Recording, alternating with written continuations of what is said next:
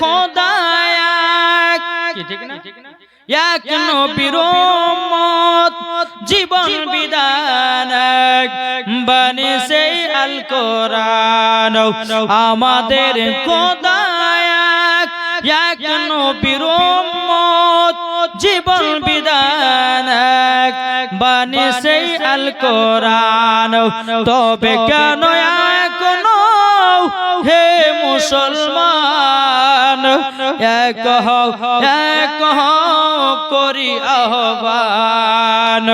তবে কেন এখনো হে মুসলমান এক হও, এক হও করি আহ্বান।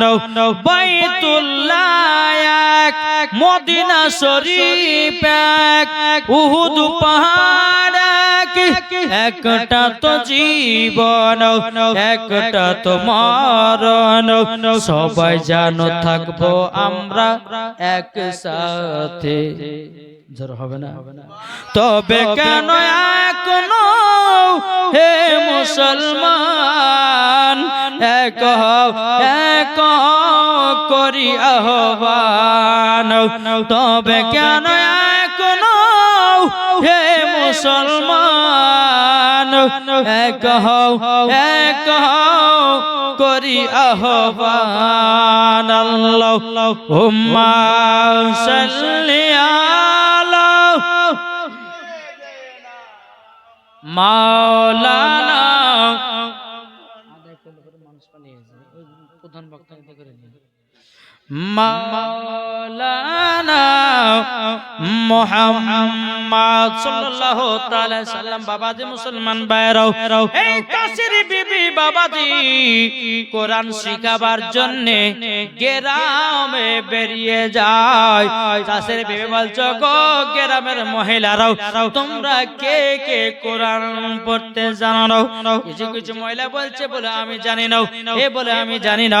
বাবা কাছের বিবি এক না দুই নয়, বাবাজি কমসে কম 150 জন মহিলাদেরকে বাবা কোরআন শিখায়া দিল।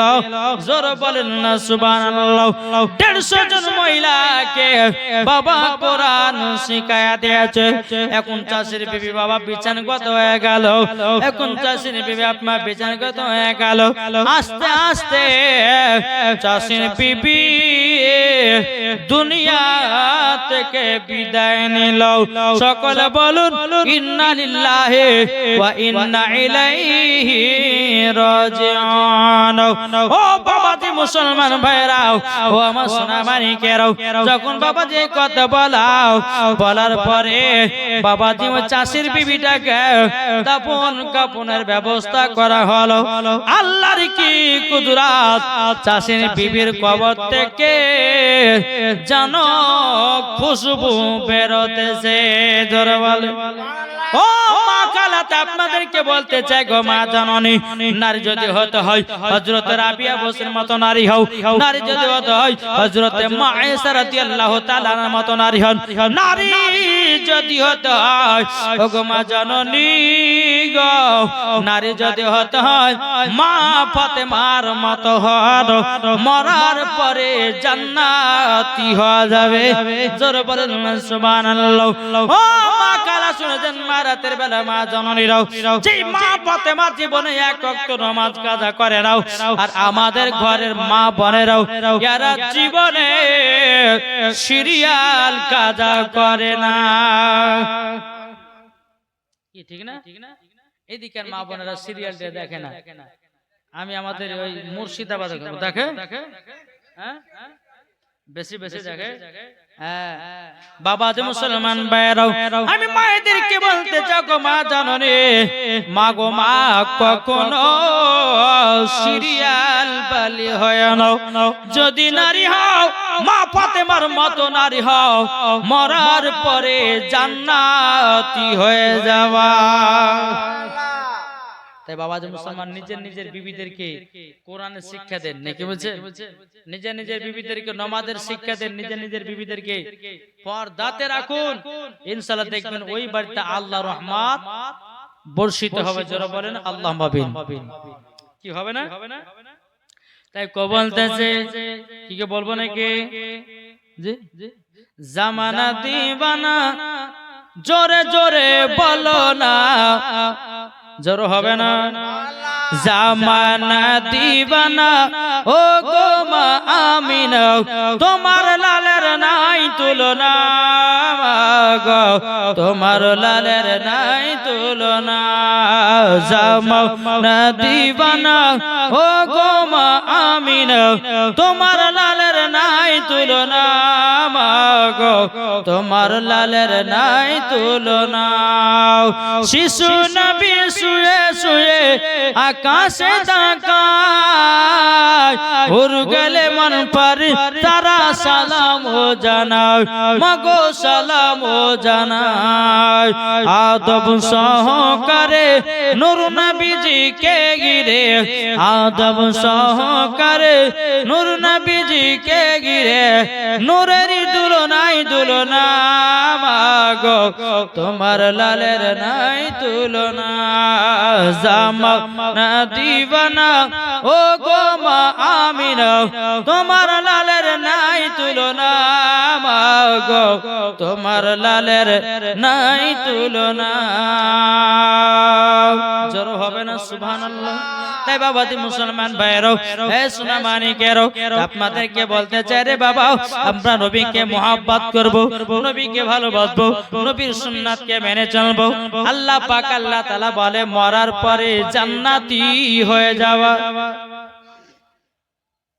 এটা সুবহানাল্লাহ হবে না জান্নাতি হয়ে যাবো এই বাবাজি মুসলমান ভাইরাও আমি মায়েদেরকে বলতে চাই ও মা জননী আপনাদেরকে বলতে চাই গো মা ফাতেমার মতো নারী হয়ে দুনিয়াতে চলো মরার পরে জান্নাতি হওয়া যাবে ও মা জননী আর কত গুনাহ করবে আর কত সিরিয়াল দেখবে ও গো মা জননী গো আপনাদেরকে বলতে চাই ও গো মা খাতুন জান্নাতের মতো নারী হয়ে যাবেন আল্লাহ বলছে ওই নারীকে মরার পরে জান্নাতে দেওয়া হবে জোর কান্না সুবহানাল্লাহ বাবাজি মুসলমান ভাইরাও হে সোনা মানিকেরাও আমার আল্লাহ বলতেছে যারা মুমিন ব্যক্তি হবে যারা মুমিন মুসলমান হবে তাদের কবরে কোনো চিন্তা নাই যারা বলেন সুবহানাল্লাহ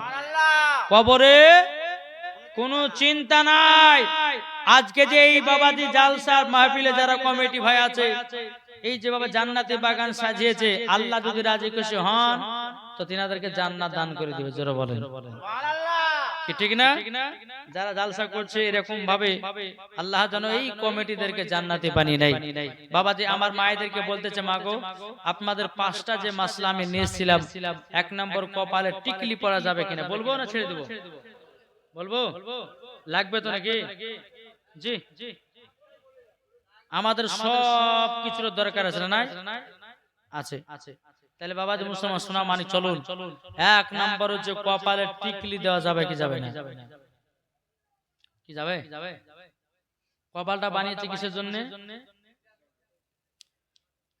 এখন ওই কপালে টিকলি দেয় মা এই টিকলি যারা দিবে একটা হাদিস আছে হ্যাঁ বাদশা নমরুদের জামানায় ইব্রাহিম খলিলুল্লাহকে আগুনে নিক্ষেপ করার জন্য এই জায়গাতে একটা ঘটনা আছে মা কপালে কেউ টিকলি দিবেন না যদি টিপ দেন তে কিছু জাহান্নামী নারী আছে জিনা করে নারী ওই নারীদের সঙ্গে ওই টিকলি বালিকে জাহান্নামে দিবে বোঝা গেছে কিছু তাই মায়েদেরকে বলতেছে মা কপালে কে টিপ ব্যবহার করবেন না যদি কোনো মহিলা কপালে টিপ ব্যবহার করেন তাহলে কিন্তু মরার পর তাকে জাহান্নামে কি করতে হবে যেতে হবে দ্বিতীয় নম্বর মহিলাদের ঠোঁটে এখন বাবা লিপস্টিক পড়াচ্ছে কি ঠিক না হ্যাঁ মহিলারা বলছে চল রে বাবু এখন ঈদের বাজার আসছে সব যুবকেরা বার হবে একটা যদি পটাতে পারি তো বাপের টাকা 3 লাখ বেঁচে যাবে চল কি ঠিক না এমন ভাবে ঠোঁটে লিপস্টিক যাচ্ছে মনে হচ্ছে বাপের জন্ম কোন দিন লিপস্টিক লাগানি ঠোঁটে কুরকুরি খাচ্ছে বাবা কুরকুরির সঙ্গে লিপস্টিক খাচ্ছে জি জি। তাই মায়েদেরকে বলতেছে, মা, যে সমস্ত মহিলারা এই ঠোঁটে লিপস্টিক দিচ্ছেন তাদেরকে বলতে চা, শোনেন, মরার পরে আপনাকে ওই ঠোঁট গুলোকে কেটে জাহান্নামের আগুনে পোড়ানো হবে। মা আপনাদেরকে বলতে চায়, কখনো ঠোঁটে লিপস্টিক দিবেন না। মা জননী, যদি কবরে শান্তি পেতে চান, কেউ আপনারা ঠোঁটে লিপস্টিক দিবেন না, হাতে কুমকুমি দিবেন না। বেরাদ ইসলাম চলে এসেছে, আলহামদুলিল্লাহ। একটু দাঁড়িয়ে যান। হ্যাঁ,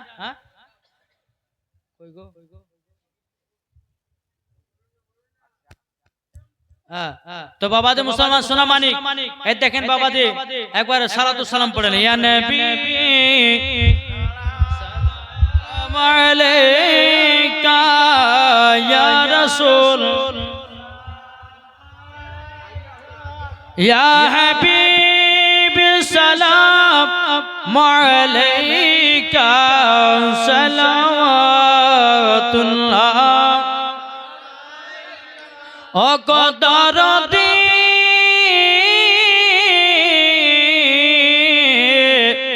ও গো মায়ার নবী,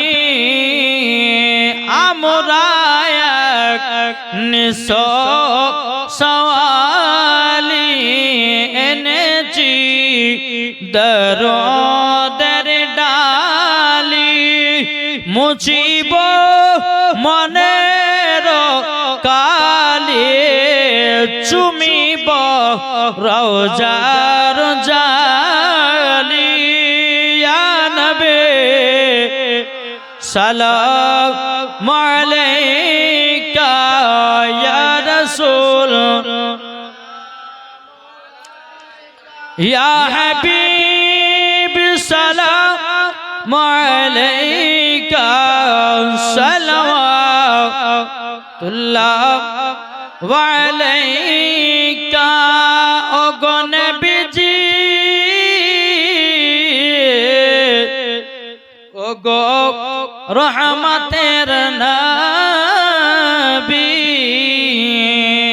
আমরা যে নবীজির গোলাম, ডেকে নাও সোনার মদিনায় একবার। নবী গো সালাম জানাই বারে বার, নবী গো আপনার রোজায়, নবী সালাম আলাইকা, ইয়া রাসূল, সালাম, ইয়া হাবিব সালাম আলাইকা, সালাওয়াতুল্লাহ আলাইকা। আল্লাহুম্মা সাল্লি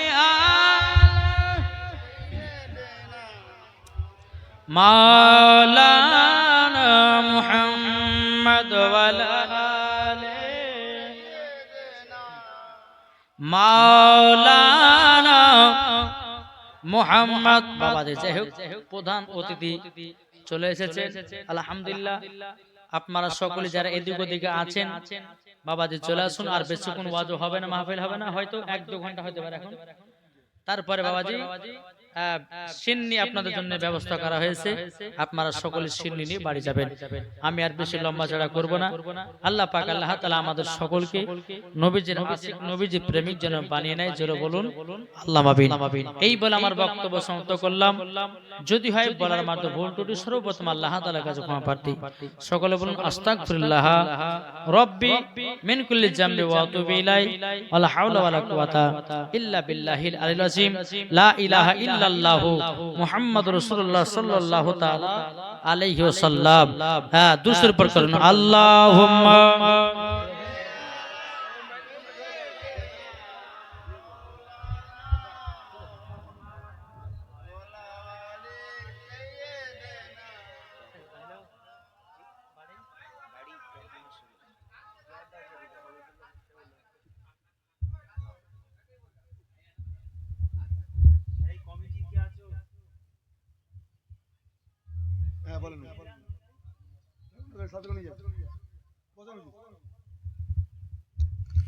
আলহামদুলিল্লাহ আমাদের সামনে জনাব হযরত মাওলানা ওবাইদুল্লাহ ইসলাম জামালি সাহেব কোরআন হাদিস থেকে খুব আলহামদুলিল্লাহ খুব সুন্দর আলাপ আলোচনা করলেন। এখন আমাদের সামনে কোরআন হাদিস দিয়ে যুক্তিবাদী বক্তা পীরজাদা জনাব হযরত মাওলানা সৈয়দ মুকারিম আল হোসাইনি সাহেব তাশরীফ এনেছেন। ভাই আমরা যারা অযথা রাস্তাঘাটে ঘোরাফেরা করছি, দয়া করে মেহেরবানি করে পাক মাজলিসে চলে আসি। ভাই এই মাজলিস এমন একটা মাজলিস, এই মাজলিসে বসে থাকলেও আল্লাহ পাক আল্লাহ তাআলা আপনার तमाम জীবনের সগীরা গুনাহগুলোকে আল্লাহ maaf করে দিতে পারেন। আর এই মাজলিসে বসে যদি আপনি ইস্তিগফার পড়েন, আস্তাগফিরুল্লাহ পড়েন, আমার আল্লাহ চাইলে আপনার तमाम জীবনের সগীরা কবিরা গুনাহগুলোকে আল্লাহ maaf করে দিতে পারেন। একবার জোরে বলেন না সুবহানাল্লাহ। তো ভাইজান আমার বাবাজিরা, যারা